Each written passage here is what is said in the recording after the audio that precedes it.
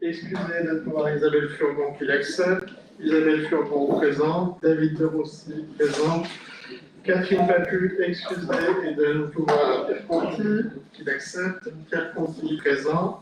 Monique Durand-Prada qui se cache présente. Sylvain Herman présent. Martine Munoz présente. Sophie Delay présente. Didier Sturmin présent. Lisa Hazard, excusée de ne pouvoir Michel Courron, présent. Simsek Bécu, absente. Vincent Petitjean, présent. Monique Moreno, excusée et de ne pouvoir Marquisinos, qui l'accepte. Pascal Thierry-Recourt, présent. Patricia Beaumont-Morin, présente. Pierre Sureda, Michel Magnol, présente. Christophe Monquet, excusé, et de ne pouvoir Michel Conron, qui l'accepte. Éric Boncourt, présent. Régine Béal, excusé de ne pouvoir à Éric Boncourt. Francis Roux, présent. Serap Alpha, elle arrive. Joël Bentejac, excusé de ne pouvoir à Serap Alpha. Bouclé, et effectivement, l'ensemble des subventions des uns et des autres correspond à la dépense. D'accord, couvre le coût du projet. Absolument. C'est un projet extrêmement intéressant. Et du coup, j'ai cherché Giovanni Martina, c'est quelqu'un du coin, j'ai pas trouvé. C'était un projet de danse ou. Il est de pas très loin, mais je n'ai pas. Il fait quoi? C'est un chorégraphe, c'est un danseur, c'est. C'est un groupe. C'est un groupe de chorégraphes. C'est une compagnie. C'est une compagnie, absolument. Et donc, l'art local. Voilà. Alors, local, je ne suis pas sûre, je ne dirais pas tout de suite que c'est très très local, mais en tous les cas, c'est de pas très loin.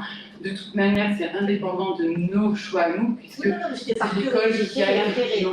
Voilà. Mais je pourrais effectivement d'apporter la réponse sur qui est Giovanni Martina.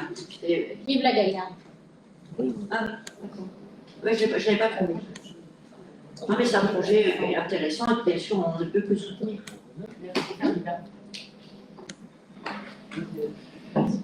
Merci. Y a-t-il des votes contraires? Des abstentions? Je vous remercie. Et je vais laisser la parole à Monique Durand-Prada pour une demande de subvention à l'Agence nationale du sport. Oui, merci Monsieur le maire. Bonsoir à toutes et tous. Alors, la Fédération française de basket et notamment la Ligue Aura, c'est-à-dire le comité qui nous concerne, a lancé une opération de terrain 3 contre 3. C'est une nouvelle activité en basket, nouvelle activité qui a été homologuée et présente aux derniers Jeux Olympiques. Ceci dit, cette activité nous serait libre d'accès, tout du moins les 2 terrains 3 contre 3 face à face. Le basket se joue en principe 5 contre 5. Mais ça c'était avant, il se joue toujours 5 contre 5, mais on a une pratique 3 contre 3, qui est très accessible aux jeunes et qui est très demandée par les jeunes et les adolescents. En libre et en fédéré, c'est-à-dire en club et en libre. Les enfants, les jeunes, les adolescents se regroupent très facilement à 3 contre 3 et demandent ce type de terrain. Donc, les clubs souhaitent également, bien sûr, et notamment le club de basket, ce type de terrain. Donc, afin d'aider les collectivités à proposer ce type de pratique, la Ligue Aura de basket a mis un dispositif autour de ce projet-là. Et l'Agence nationale du sport, l'ANS, participe financièrement à la création de ces équipements de proximité entre 40 et 60% du budget de ce projet. La collectivité s'orienterait donc vers la création de 2 terrains, 3 contre 3, pour un coût total de 70 000 €, et c'est une enveloppe donnée par la Ligue Aura. Et afin de voir la faisabilité et la somme allouée par l'ANS, il est proposé de constituer un dossier de demande de subvention. Donc il est proposé au conseil municipal d'autoriser le maire à solliciter une subvention auprès de l'ANS et d'autoriser le maire à signer tout document se rapportant à la présente décision. Merci Monique. Francis Roux. Oui, juste pour savoir où est-ce que la faisabilité souhaiterait les placer. Est-ce qu'ils sont l'un à côté de l'autre? Est-ce qu'ils sont éparpillés dans la ville? Alors, les deux terrains sont face à face et se situeraient à la Maison des Sports. Quand on a accès à la Maison des Sports, sur la gauche, grand portail, il y a une ancienne piste en tartan, vieux tartan, et qui est inutilisable aujourd'hui, et inutilisée donc. Et là, c'est là que ça se ferait. 3 contre 3, on a pris toutes les mesures, etc. Le 3 contre 3 et 2 terrains face à face passe. L'intérêt de cet emplacement, c'est que ça permettrait de réaliser aussi des matchs 5 contre 5 et d'être homologués par la fédération, ce qui n'est pas sans intérêt. Je pensais qu'il y avait un lien plus direct avec le lycée et les projets d'amélioration de la structure sportive de la partie des graviers. Le stade des Graviers sera revisité, il est en projet, mais c'est indépendant. D'accord. Merci. Oui, juste, je me fais le relais de questions sur le terrain synthétique de football ou rugby. Est-ce qu'il y a des avancées dans le domaine? À ce stade, on est en réflexion effectivement par rapport au terrain synthétique, puisqu'il y a eu une étude qui avait été faite. Ouais. Et au vu, en plus de l'été qu'on a passé l'an dernier, très clairement, la question se pose de manière un peu urgente. Et on a rencontré hier et aujourd'hui des représentants de clubs de sport pour évoquer cette possibilité. Oui, parce que les derniers plans d'études de l'ANS, ils doivent être situés à peu près à septembre, du coup, la prégnance des délibérations. J'ai pas entendu. Les derniers plans de subvention de l'ANS doivent se situer aux alentours de septembre, d'où la prégnance des besoins de subvention éventuels. Pour l'instant, la décision est en train d'être mûrie. D'autres questions? Merci Monique. Surtout que à côté, tu as un grand basketteur. Je parle pas de Carpentier. Merci. Y a-t-il des votes contraires? Des abstentions? Je vous remercie. Et bien justement, je laisse la parole à notre basketteur pour nous parler d'une session de parcelles. Merci Monsieur le maire. Donc il s'agit d'une cession de parcelle à Matussière, qui est en fait un résidu foncier issu des anciennes fusions des intercommunalités, donc Thiers-Caux et Thiers-d'Or-et-Montagne. Ce terrain appartient toujours à la ville de Thiers, et donc il s'agirait de le vendre à la communauté de communes Thiers-d'Or-et-Montagne. Donc ça concerne la parcelle BL 268 pour une surface de 462 m². Et ce terrain est vendu au prix de 54 € du mètre carré hors TVA. Et donc, il est proposé de le vendre à l'intercommunalité pour ensuite le revendre à une société qui serait intéressée pour faire un complexe sportif en indoor et qui proposerait du foot en salle, une salle d'escalade, du paddle, un simulateur de golf et une petite brasserie. Donc, ce sont des activités qui, selon moi, sur ce secteur, en tout cas, serait très bénéfique pour la commune. Il est donc proposé au conseil municipal d'approuver la cession à la communauté de communes de Thiers-d'Or-et-Montagne de la parcelle BL 268 pour une surface de 462 m² au prix de 54 € du mètre carré hors TVA et d'autoriser Monsieur le maire ou son représentant à signer ce document se rapportant à la présente décision.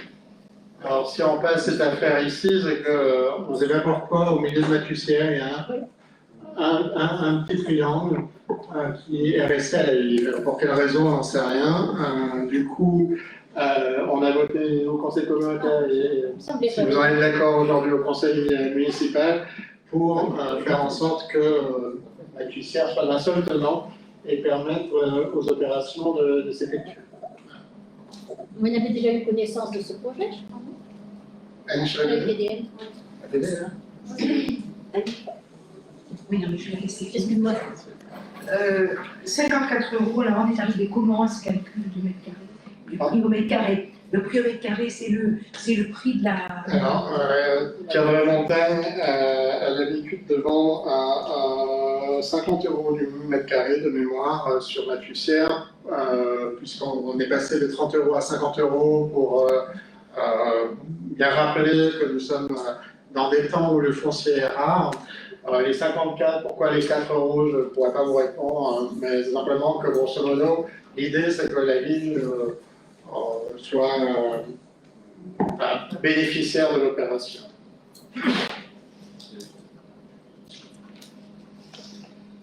Bien, y a-t-il des votes contraires, des abstentions? Je vous remercie. Toujours David pour un schéma directeur intercommunal de dessert forestier. Oui, merci Monsieur le maire. Donc j'en avais déjà parlé au sein de cette assemblée. Il s'agit de l'approbation du schéma directeur intercommunal de dessert forestière sur toute l'intercommunalité. Donc il s'agit d'un schéma directeur qui touche plus particulièrement les secteurs à enjeux encore non pourvus. Donc ça concerne les communes de Thora, Escoutou, Paillères, Saint-Rémy-sur-Durol et Thiers. Et dans une deuxième tranche, les communes de Châteldon, Lachaud, Puy-Guillaume et Ris. Donc ce schéma directeur de desserte forestière est une étude de diagnostic et de faisabilité concertée avec les élus qui permet de connaître l'état actuel du réseau de voirie, identifier les projets de voirie structurantes à réaliser, hiérarchiser les priorités pour la réalisation des routes et pistes multifonctionnelles pour la sylviculture, l'exploitation forestière, l'agriculture et surtout la lutte contre les incendies, et définir un calendrier de réalisation. Alors, ce schéma directeur intercommunal de desserte forestière n'a pas vocation à obliger les communes à réaliser des travaux, je tiens à le préciser. Néanmoins, toutes les communes qui sont concernées ont déjà adopté au sein de leurs propres conseils municipaux ce schéma directeur intercommunal. Il ne reste plus que la commune de Thiers. Donc, un comité de pilotage, des comités de pilotage se sont déroulés à 2 reprises, le 2 novembre 2021 et le 30 novembre 2022, et a validé le projet de schéma. Donc, il revient aux communes d'approuver ce dernier. Il est donc proposé au conseil municipal d'approuver le schéma directeur intercommunal de desserte, d'approuver les projets situés sur les biens communaux et sectionnaux de la commune, de prendre note des projets situés sur des biens privés et d'autoriser Monsieur le maire ou son représentant à signer tout document relatif à la présente décision. Sachant, alors vous avez vu dans le rapport que seul là où on a des schémas directeurs de ce type, nous pouvons bénéficier d'aides FEADER ou des aides du département. Et donc c'est aussi l'intérêt d'avoir un schéma directeur. Et particulièrement dans le temps présent, la forêt est un sujet important pour notre territoire. Il sera certainement au centre de ce que nous porterons au sein de la charte du parc, puisque très clairement, on est sur un territoire où à la fois la forêt est très présente et malheureusement, si elle disparaissait, ce sont des réserves de carbone qui s'évaporeraient dans l'atmosphère et qui auraient des conséquences dramatiques pour le réchauffement climatique. Donc vraiment un sujet en soi, alors économique évidemment, mais aussi environnemental. Et ces différentes approches seront portées au sein de la charte du parc. Anne Cheval-Deneuve. Oui, quelques remarques, quelques questions. Parce que bon, ce projet de délibération nous a bien intéressés. Hein, donc, je ne dis pas que les autres, ce n'était pas intéressant, mais là, on a vraiment intéressé parce que c'est un sujet quand même. Aujourd'hui, c'est vrai que c'est un sujet d'affaires qui sont plus ou moins intéressants. Non, mais c'est pas ça. Non, mais là, c'est la première fois que ça vient en conseil. Donc, bon, peut-être le regret, puisqu'on a commencé par le bilan de l'Interco, peut-être le regret que ce schéma ne soit pas porté par l'intercommunalité. Bon, c'est une. Voilà, non mais. Bah, il l'est. La mise en œuvre reste de la compétence des communes. Oui, la mise en œuvre des travaux. Mais en fait, le schéma, lui, est intercommunal. Oui, alors on peut se réjouir de cette, de ce schéma, hein, mais après, la mise en œuvre, parce que ça rend finalement la logique d'itinéraire aussi. Parce que les communes, elles vont peut-être pas toutes prévoir leur investissement à la même allure, à la même cadence, sur les mêmes. Donc, voilà, c'est la logique voilà, d'itinéraire et puis d'investissement concerté qui risque d'être un peu difficile. Bon, mais voilà. J'ai la réponse, j'avais la question de savoir, même si c'est exécuté par les communes, elles sont éligibles au FEADER et aux aides du département, c'est pas seulement si c'était porté par TDN. C'était ça ma question. Savoir si c'était TDN qui avait été maître d'ouvrage, la communauté était éligible, mais là, chaque commune est éligible. Ça, bon. Alors, moi, ma question, c'est, j'anticipe, hein, ce schéma est adopté, il va être mis en route, puisqu'on est la dernière commune, donc il va être mis en route.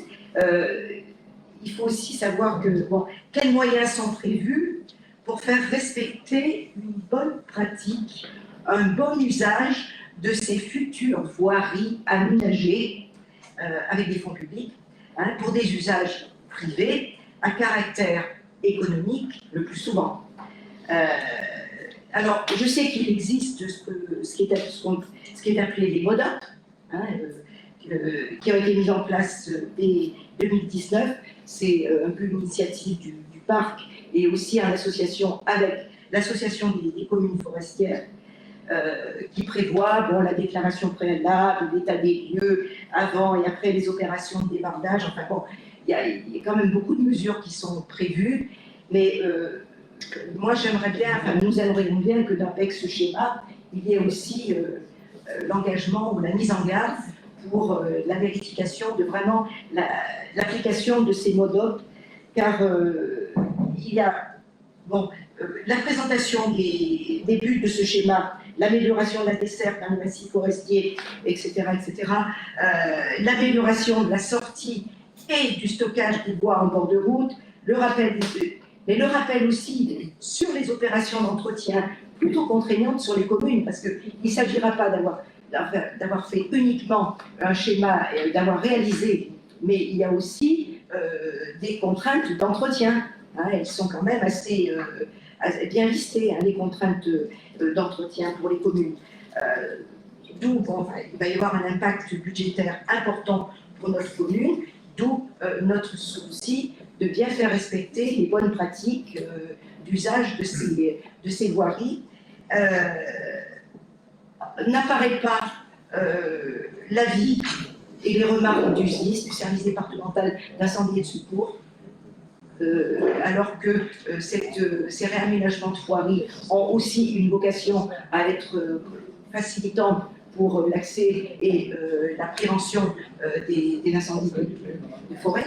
Hein, donc le SDIS n'est pas du tout à ce stade-là associé pour avis, etc.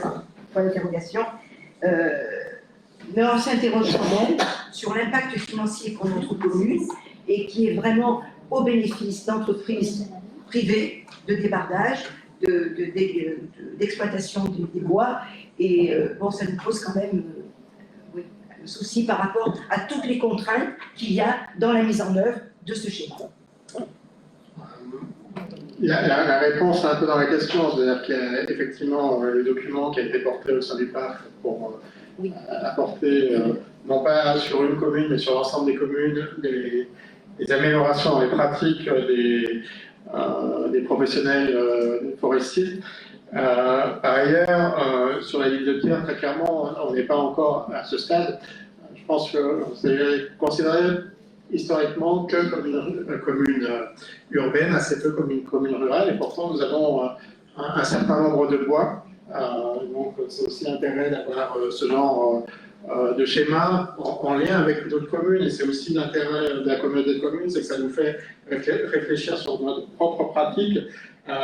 On a des bois en plus qui appartiennent à la ville pour le coup, qui sont gérés par l'ONF, et il serait souhaitable que l'on ait une politique un peu plus ambitieuse que l'on l'a jusqu'à maintenant. Bon, vous avez compris qu'il y a un certain nombre de choses qu'on est en train de réorganiser en interne. On ne va pas mettre la charrue avant les bœufs, mais en tout cas que la réflexion dès à présent doit être notre ligne d'horizon avec plusieurs problématiques. Le foncier forestier en étude, le type de pratique agricole forestière pour éviter les coupes à blanc, pour aller vers la gestion raisonnée au sein de l'espace forestier thiernois, pour un fait partie des choses sur lesquelles on pourrait se pencher, avoir une politique un peu ambitieuse. Tout ça demande un peu plus de temps de l'organisation interne. Pour l'instant, on n'est pas capable d'aller aussi vite. On va avoir, je l'annonce, un directeur général des services techniques qui arrivera en juillet. Il aura une tâche assez importante devant lui. Une fois qu'il aura pris la pleine mesure de sa tâche, on pourra s'attacher aussi à ces aspects-là, qui pour moi ne sont pas anecdotiques, mais malheureusement, on n'a pas un historique maison qui nous permet au moins de continuer ce qui a été fait, voire de l'améliorer. Donc il y a vraiment une politique à revoir de fond en comble sur la politique forestière de l'État. Francisco. Et le SDIS? Et le SDIS? Le SDIS, alors moi je ne suis pas capable de répondre d'un point de vue très technique. Les schémas directeurs forestiers, c'est des documents formatés. Qui ils ont réuni à quel moment avec ça passe par la DDT. C'est la DDT qui fait viser le SDIS, les chemins. Donc en gros, c'est l'État qui prend les remarques des divers organismes départementaux, notamment quand il y a des limites communes, comme ça peut être le cas du Livradois-Forêt. Et à ce moment-là, les schémas visés par le SDIS sont retransmis via l'État. J'ai une question sur le... Pardon, je me permets de compléter ta réponse, Francis. Effectivement, le SDIS est instructeur du schéma départemental de desserte forestière. Après, c'est une amélioration de la condition lorsqu'il y a un feu de forêt. Ça leur permet d'accéder plus rapidement sur les parcelles. Et surtout, une chose importante, c'est qu'on a constaté, avec l'ONF et avec le CRPF, dans les services du département qui nous accompagnent, qu'il y a quand même beaucoup de parcelles qui aujourd'hui sont en friche et qui ne sont pas entretenues. Et la raison pour laquelle elles ne sont pas entretenues, c'est parce qu'il n'y a pas d'accès facilité à leurs parcelles. Et ce type de procédure ou ce type de dispositif permettront aux propriétaires forestiers de pouvoir accéder plus facilement à leurs parcelles. Excuse-moi, Francis. Oui, c'est la question que j'avais, elle est plus spécifique peut-être à toi, David. C'est le béotien qui, là-dedans, dans le domaine du complètement béotien, et s'il y a un habitant qui nous écoute, comment fait-il pour s'enquérir du schéma directeur et pour monter un éventuel dossier de subvention pour aller jusqu'à sa parcelle et avoir un petit bout de desserte, si le cas échéant? Alors, tous les propriétaires des terrains forestiers ont été consultés pour l'élaboration sur ce schéma en préalable. Donc, ils sont tous au courant et on a déjà fait des réunions d'ailleurs avec les propriétaires fonciers, on les a déjà rencontrés à 2 reprises. Donc, ils sont tous au courant et ils auront tous d'ailleurs une copie du schéma sur leur boîte mail. Et le cas échéant, on les aide à monter. Le cas échéant, on les aide à monter un dossier d'ingénierie pour demander des aides éventuelles de desserte. Alors, je ne sais pas comment ça, je ne peux pas te répondre à cette question à ce niveau-là, on n'est pas encore à ce niveau d'étude. Mais je pense que le CRPF qui nous accompagne pourra accompagner en termes d'ingénierie les différents propriétaires forestiers, comme ils le font d'ailleurs pour les communes, pour les demandes de subventions. D'accord. Non, il y a pas. D'autres interventions sur ce sujet? Des votes contraires? Des abstentions? Je vous remercie. Alors, le point suivant, il s'agit de la Convention d'opération de revitalisation des territoires. En fait, c'est quelque chose qui est porté au sein de la communauté de communes. Et comme la commune de Thiers est partie prenante, nous devons revoter cette convention, sachant que la partie thiernoise n'évolue pas par rapport à ce qui existait déjà, puisque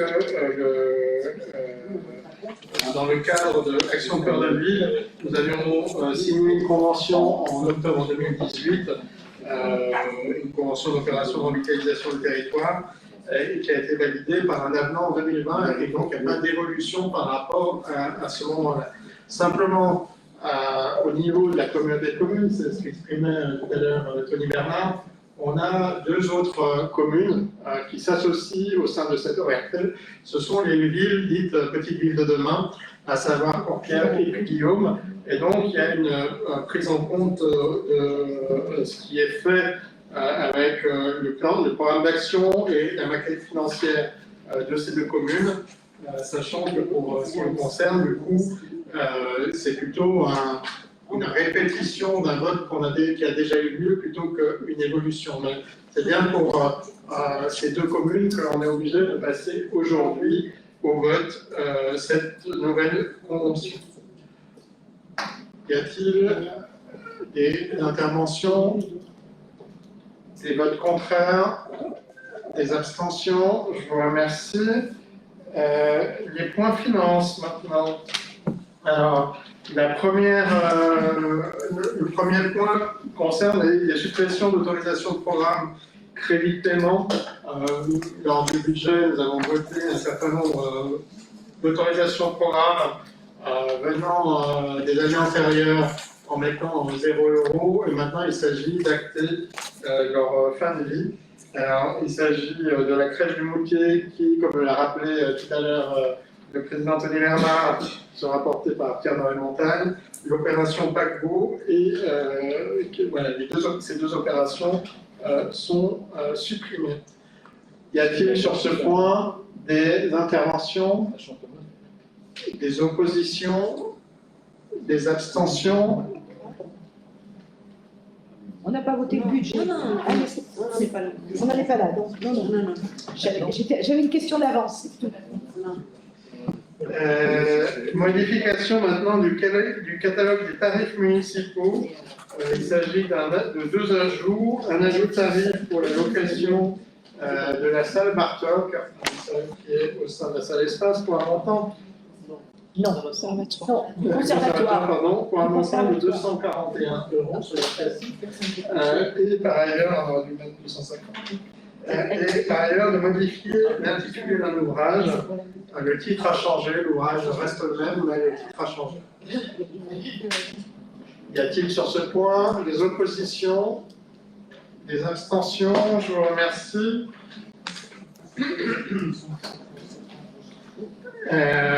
Après, il s'agit d'admission en créances éteintes. Donc, vous avez les annexes, mais sur le budget principal, suite à une décision de la commission de surendettement, il est demandé d'admettre des créances éteintes pour un montant de 72 €. Y a-t-il sur ce point des interventions, des oppositions, des abstentions? Je vous remercie. Pareil sur le budget eau, c'est la même chose, hein, pour un montant cette fois de 75,75 €. Y a-t-il des oppositions, des abstentions? Je vous remercie. Et sur le budget assainissement, même principe, pour un montant de 35,25 €. Y a-t-il des oppositions, des abstentions? Je vous remercie. Après, il s'agit d'une décision modificative pour le budget principal. On a un certain nombre de montants qui ont été rajoutés. C'est des montants qui, pour la section de fonctionnement, est de plus de 3 050 €, et pour la fonction d'investissement pour plus de 4 798,80 €.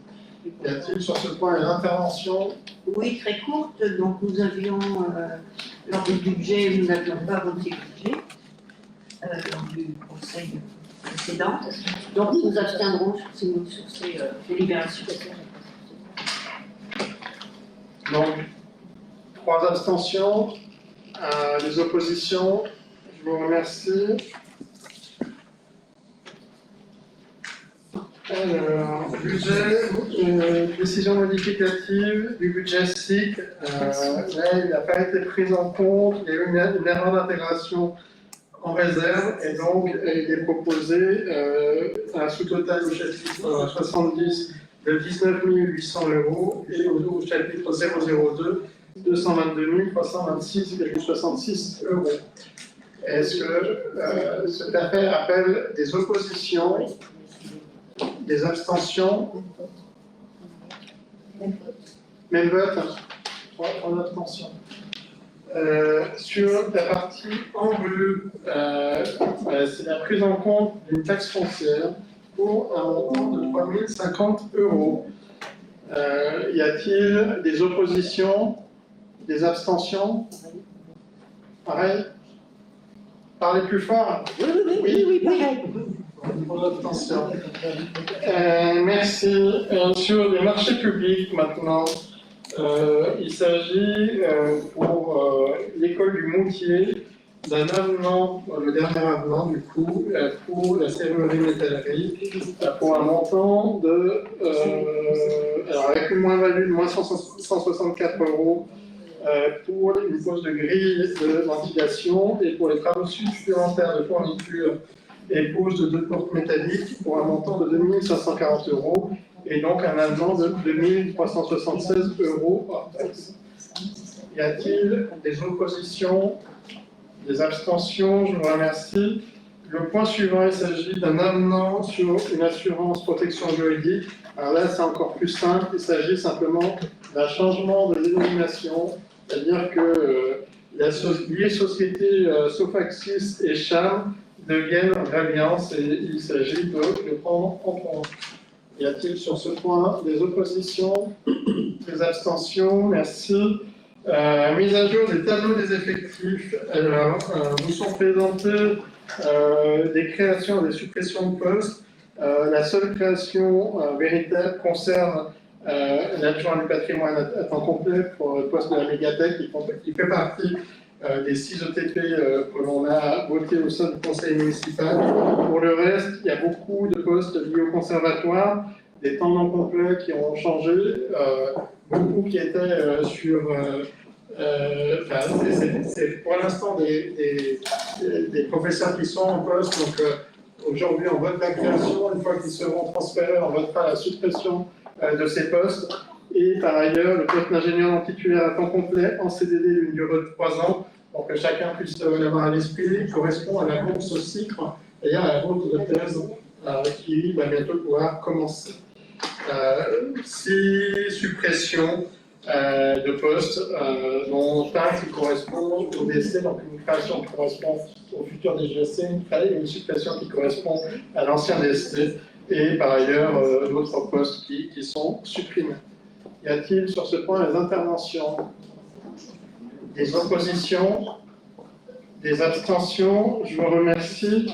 Le point suivant, il s'agit d'un protocole d'accord transactionnel. Suite à, en fait, il y a eu un fonctionnaire qui était en disposition, qui a été recruté sous contrat. Et c'était possible pour tous les fonctionnaires, sauf pour la police municipale, et il s'agissait d'une policier municipale. Et donc, on a préféré essayer de trouver une solution transactionnelle plutôt que d'aller au contentieux, sachant que nous avions toutes les chances de le faire. Il vous est proposé cet accord transactionnel. Y a-t-il sur ce point des oppositions, des abstentions? Je vous remercie et nous arrivons donc aux questions diverses. Y a-t-il des questions dans l'Assemblée? Monsieur Desrossiers. Oui, merci Monsieur le maire. J'ai anticipé la question de Monsieur Boucourt ce soir pour la rue Carnot. Parce qu'on a des nouvelles toutes fraîches et je laisserai Michel Combronde en parler. Donc, Monsieur Boucourt, on s'est vu l'autre jour. Donc, j'ai reçu le rapport de l'hydrogéotechnique cet après-midi à 15 h. Et bon, j'avais quand même un petit peu peur de leur réponse. Et en définitive, je vais vous donner leur conclusion de leur rapport de 57 pages. En conclusion, cette solution pourra être mise en œuvre comme mesure d'urgence afin de rétablir la circulation des 2 voies avec acceptation par le maître d'ouvrage de risques résiduels conséquents.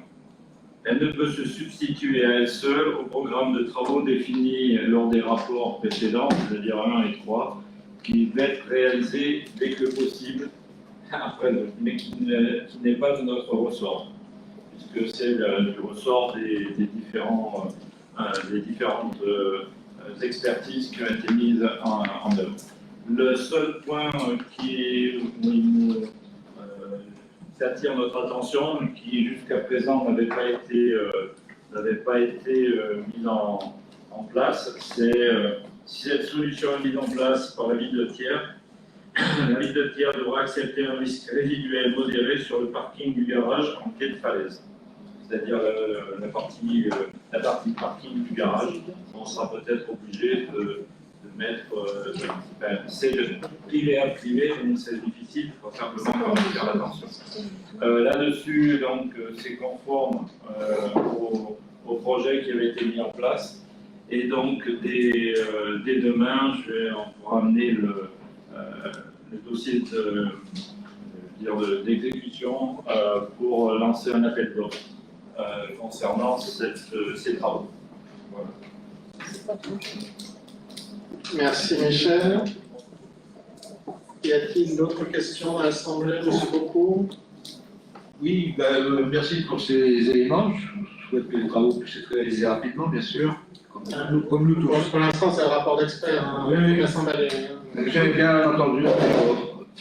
Oui, on a appris que l'hôpital rapatriait son service de radiologie au Faux. On a vu les explications du directeur, hein, notamment la difficulté de trouver le personnel qui s'est aggravé avec la loi. Mais ce bâtiment qui est situé au Moutier était, je crois, loué à un propriétaire et il n'appartient pas à l'hôpital.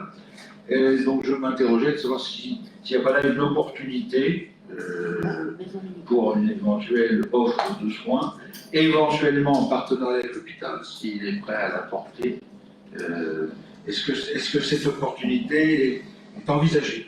Alors, déjà une rectification, ce n'est pas par un manque de personnel, hein, c'est simplement que l'appareil nouveau pour une mammographie ne tiendrait pas dans les lieux actuels. C'est pas ce qu'il a déclaré à la presse. C'est pas ce qui a été dit, effectivement, mais étant assez bien informé, étant président du conseil de surveillance de l'hôpital, j'apporte cette rectification. La réflexion, effectivement, mérite d'être posée. Il n'y a pas à ce stade ni d'affirmation ni d'information de la part de la majorité. Toujours est-il que nous trouvons sur la place de l'Europe, on a déjà l'ancien Pôle emploi qui appartient à la ville, le CFAI où il y aura le conservatoire de musique des anciens théâtres. Et donc ça peut être une réflexion effectivement à envisager pour la suite. Mais à ce stade, ce n'est qu'une réflexion. Y a-t-il des questions? Non.